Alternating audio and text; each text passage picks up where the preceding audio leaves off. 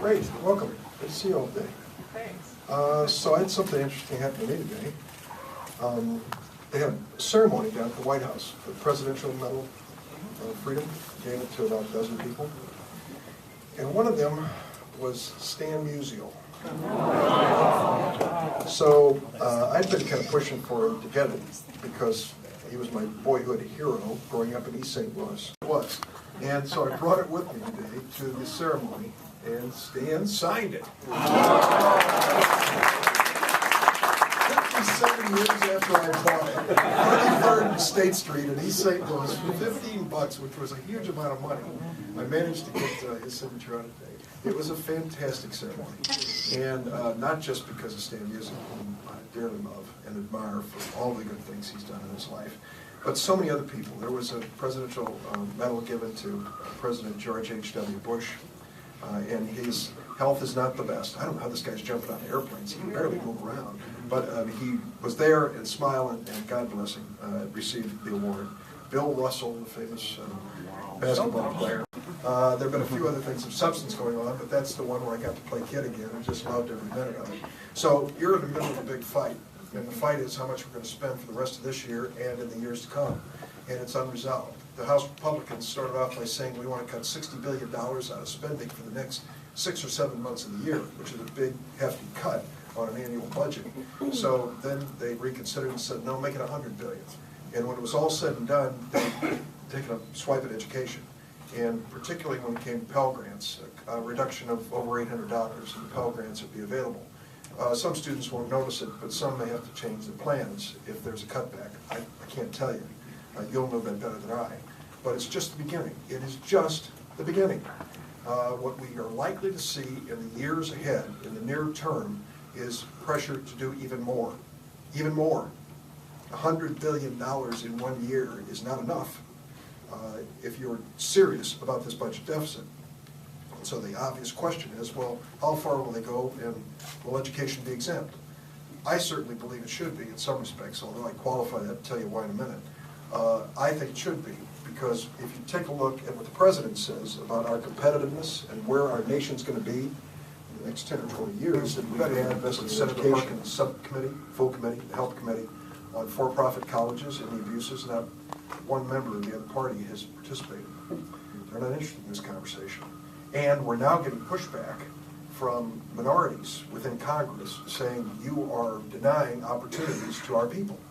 So you can see this is getting to be a complicated political issue. Having said that, I want to just make a few points. First, some for-profit schools are very good, and some have been around for a long time. And some of them can teach all of us a little bit about what education means in 2011 and beyond, and how you teach, how you put a schedule together, and how you make it comfortable for the students to learn and maybe work at the same time. I think they are pushing the envelope in some of these ideas. Some public schools are following them, but many are not.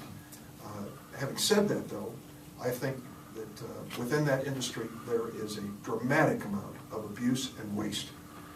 When I turn on cable TV here in Washington and have a pretty young co-ed say, you can go to college in your pajamas, I'm thinking, what a joke. What a bad joke that is. That you can somehow log in and log out with a degree. That there isn't that much effort involved in it. And I think they're just plain wrong. And they're dramatically overcharging in terms of what they produce compared to what you have to offer. We just did asked the Department of Defense to do a review of the new GI Bill. This is a very generous bill. And this bill applies to our new vets from Iraq and Afghanistan. And it pays a lot of money. And most of the vets don't end up paying much, if anything, out of pocket. It turns out that the amount of tuition being charged to the vets under the GI Bill by for-profit schools is 3 times what you charge. 3 times. I don't think the education is 3 times better. And I think at the end of the day, we had better be careful. Because a lot of schools that are not even nearly accredited, and a lot of schools that have no accountability, are either draining off GI Bill money or encumbering these students with debt they'll never be able to repay. It is an outrage. There's one that I mention from time to time because every time I go out to O'Hare on Kennedy and look up and see Westwood College, my skin crawls. I happened to meet a student of Westwood College, a delightful young woman who graduated high school in the suburbs of Cook County and wanted to go into law enforcement, signed up for Westwood College, and 5 years later got her diploma, her bachelor's degree, and then took it to the Chicago Police Department where she wanted a job in law enforcement, and they laughed at her and said, "That's not a college." She said, "What do you mean?" I said, "We don't recognize that." Same thing at the sheriff's office and in all the surrounding counties. Well, the poor girl now has a worthless diploma and a $90,000 student loan debt. She's living in her parents' basement. She's on a budget plan, paying something back each month, and she can't borrow any money to go to a real school because she has all this debt on her. The student loan default rates in these for-profit schools are dramatically higher than they are in your schools. On average, 24 to 25% student loan default rate, compared to public schools of about 10 or 11%, private schools of about 7 or 8%. Why? Because they charge them too much, they load them with debt, and they give them a diploma that doesn't lead to a job. That's why. And I beg people, when I see them, go shopping. Be a good consumer as a student. Look for a good place. But I'll tell you something else. The next time you log on and go to Google and punch in the word college or university, watch what happens. Watch what happens. I went to look at Roosevelt University in Chicago. I called Chuck Middleton. I said, "You got to see this to believe it." I couldn't even find their website. It was covered with so many of these pop-up and spam ads being thrown by for-profit colleges, and some of them entirely misleading. One of them, when you click on it, ends up with a questionnaire about your personal circumstances. At the top it says Roosevelt University. The bottom has nothing to do with Roosevelt University. It's the headhunters who are trying to find students and place them in these for-profit schools. Now, this is a threat to what you do for a living and to the colleges that you represent.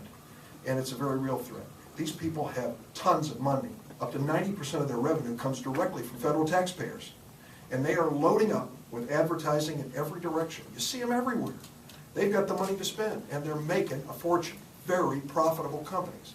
Now, if we don't blow the whistle on this scam, if we don't make them accountable for the federal money coming in, shame on us. At a time when we're cutting the budget in every direction, we're going to turn a blind eye to these operations that are ripping us off and ripping the students off on top of it. It doesn't make sense. And I can tell you,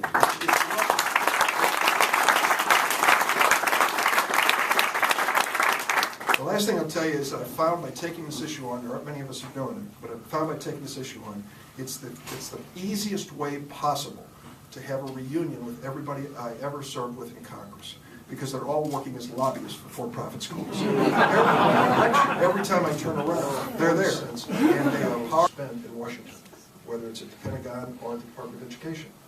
It's unsustainable, and we are hoping, fingers crossed, that it doesn't reach a point that some of the people we do business with or our creditors don't come to the conclusion that we're deadbeats and that we're not going to pay our bills. Because if they do, then the dollar as a global currency can be challenged. The interest rates, which we need to pay to borrow money, can go up. And the net result is all of our interest rates will go up with it. So it's a bad outcome.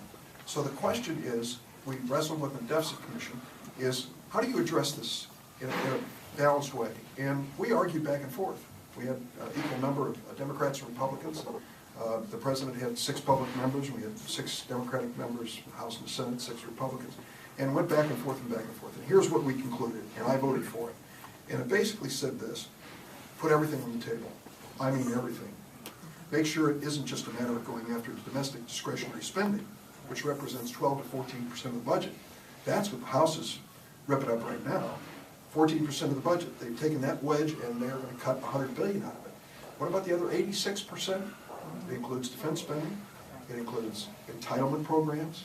It includes farm aid, farm assistance, farm programs. There are a lot of things in there, and a lot of them are controversial. Now, the American people right now, if asked in a poll, overwhelmingly say, we want to cut spending. Cut spending. Get it? Cut spending. Okay? And then we say to them, where? And they say, not Social Security. We need that one. Not Medicare. Not education. They like education. You'd be glad to hear that. So where? Foreign aid, that's where. 1% of the federal budget. Foreign aid. So it's not going to take us to where we need to go.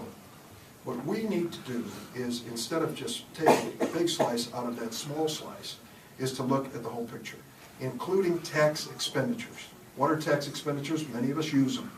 They're the deductions, the credits, and all of the provisions in the tax code that relieve us from tax liability.